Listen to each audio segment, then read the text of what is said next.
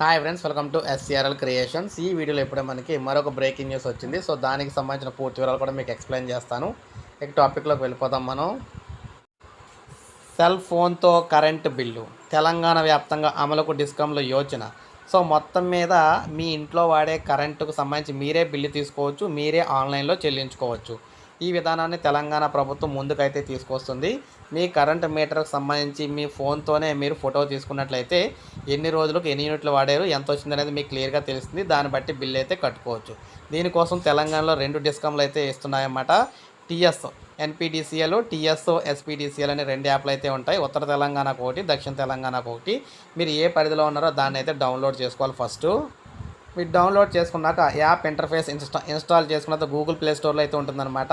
Download చేసుకున్నాక ఈ విధంగా ఇస్తాయి. వస్తున్న తర్వాత ఇక్కడ మీకు క్లియర్గా ఉంటుంది పే బిల్ అని, లేకపోతే ఇక్కడ రీడింగ్ సంబంధించి అని చెప్పేసి ఆప్షన్లు అయితే ఉంటాయి. దాన్ని ఉపయోగించుకొని మీరు అయితే రీడింగ్ తీసుకోవచ్చు, సో పే చేసుకోవచ్చు.